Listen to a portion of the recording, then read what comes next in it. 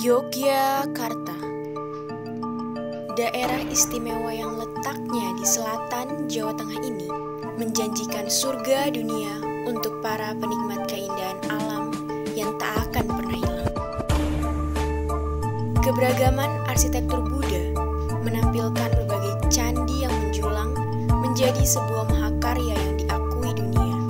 Salah satu ukiran candi yang berdiri tegak di kawasan Sleman, Yogyakarta ini adalah Candi Ratu Boko.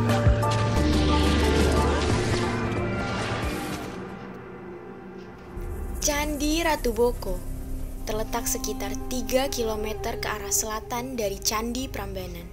Kawasan Ratu Boko yang berlokasi di atas sebuah bukit dengan ketinggian kurang lebih 195,97 meter di atas permukaan laut, serta memiliki luas 16 hektar dari loket tiket sampai ke Gua Lanang dan Gua Wadon. Candi Ratu Boko dikelola oleh 2 instansi, yakni milik Taman Wisata Candi dan situs-situsnya yang dikelola oleh Purbakala. Situs Ratu Boko sebenarnya bukanlah sebuah candi, melainkan reruntuhan sebuah kerajaan. Oleh karena itu, Candi Ratu Boko sering disebut juga Kraton Ratu Boko. Kraton Ratu Boko memiliki 2 versi cerita yang berbeda, yakni sejarah dan legenda. Sejarah Ratu Boko pertama kali dibangun oleh Rakai Panangkaran pada abad ke-8, tepatnya pada tahun 792 Masehi. Kemudian Rakai Panangkaran mendirikan sebuah prasasti yang bernama Prasasti Abaya Giriwihara, yang berarti sebuah asrama yang berada di atas bukit yang aman dan damai. Perlu digarisbawahi bahwa Rakai Panangkaran berasal dari dinasti Shailendra atau Mataram kuno. Rakai Panangkaran juga memiliki beberapa peninggalan, diantaranya 3 patung Dhyani Buddha, reruntuhan stupa, lempengan emas, dan stupika. Nah, kemudian untuk beberapa tahun lagi Rakai Panangkaran telah mengundurkan diri sebagai penguasa di sini karena beliau ingin memusatkan kebutuhan rohaninya dengan berdiam diri di dalam wihara tersebut bersama para orang-orang suci agama Buddha. Kemudian pada tahun 856 Masehi, datang penguasa baru dari agama Hindu, dinasti Sanjaya yang bernama Rakai Walayang Kukubayone. Nah, kemudian berdasarkan prasasti Pereng yang berangka pada tahun 863 Masehi yang menerangkan bahwa Rakai Walayang Kukubayone telah mendirikan Candi Badraloka, yaitu candi untuk persembahan Dewa Siwa. Ya, peninggalan dari Rakai Walayang Kukubayone sendiri adalah ada patung Durga, ada patung Dewi Durga, ada Lingga Yoni, dan ada Arca Ganesha.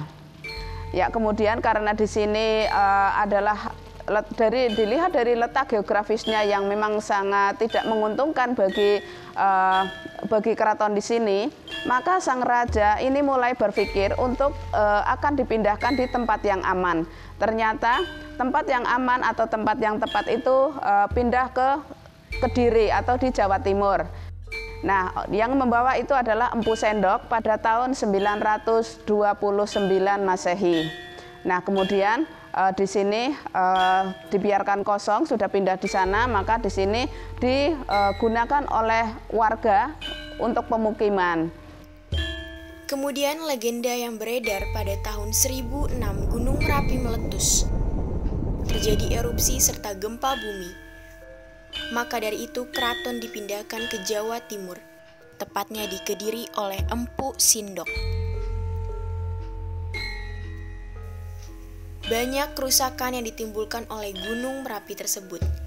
Karena letusan yang sangat dahsyat inilah sehingga pada tahun 1790 ada penelitian yang pertama dilakukan oleh bangsa Belanda, yaitu Van Bohos, dan 100 tahun kemudian dilakukan oleh F. D. Busch dari Belanda, disusul oleh Magensik, Starhim, Junhoek, dan Brumund.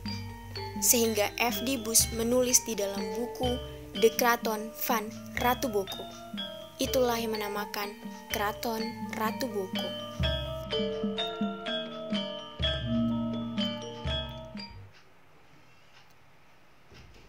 Pada tahun 1950, ada pemugaran yang pertama, yaitu pemugaran Gapura. Batu-batu ini berasal dari batu andesit sisa-sisa Gunung Merapi yang meletus pada tahun 1006. Kemudian arca yang berada di Gapura disebut Mahakala, bentuknya adalah padu raksa.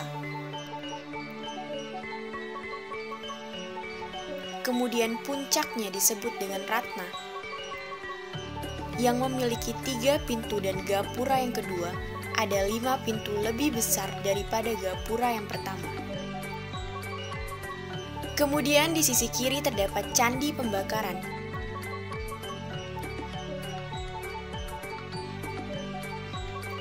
Digunakan oleh masyarakat Hindu untuk upacara api suci.